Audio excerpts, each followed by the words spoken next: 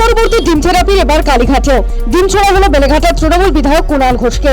সোমবার বিকেলে 30B হরিশ মুখার্জি রোডে নেত্রী মমতা বন্দ্যোপাধ্যায়ের বাড়ির সামনে কুণাল ঘোষকে লক্ষ্য করে ডিম ছোড়েন চন্দন নামে এক যুবক। কাঁচা ডিম ফাটলো কুণালের মাথায়। এর মধ্যে ক্ষুব্ধ চন্দনকে এলাকা থেকে সরিয়ে দেওয়া হয়। সেই সময়ও তার হাত ভর্তি কাঁচা ডিম। ये कुणाल घोष का क्या अत्याचार किया है? ये कम अत्याचार नहीं किया हम लोग पब्लिक के ऊपर में। आज ये डीम खाने के लायक ही हो गया, ये डीम खाने के लायक ही है आज, इसीलिए इसको डीम मारने हम लोग आए हैं।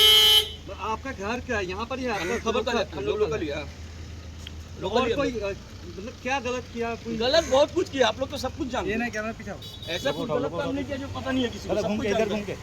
बहुत गलत काम किया है। গায়ে ডিম লাগার পর তখনকার মতো ভিতরে ঢুকে যান বেলেঘাটার তৃণমূল বিধায়ক। পরে বেরিয়ে সাফ জানান এসব করে তার মুখ বন্ধ করা যাবে না। প্রশ্ন তোলেন প্রাক্তন মুখ্যমন্ত্রীর বাড়ির এলাকার নিরাপত্তা নিয়েও।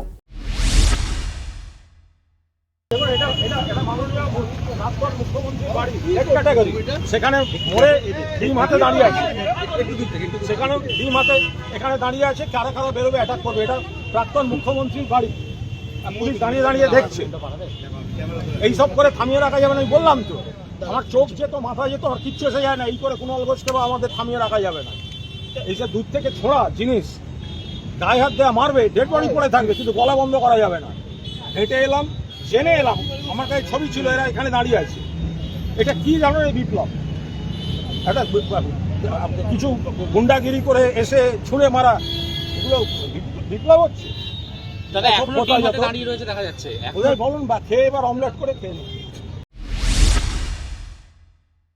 এদিকে তোলাবাজির অভিযোগে আগেই গ্রেফতার হয়েছিলেন বিধাননগর পুরসভার চেয়ারম্যান সব্যসাচী দত্ত।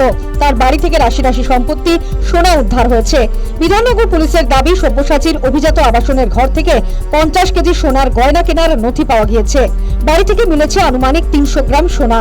ইতিমধ্যে নিউ টাউনের বিলাসবহুল আবাসনে সব্যসাচী দত্তের ডুপ্লেক্সের হদিশ মিলেছে।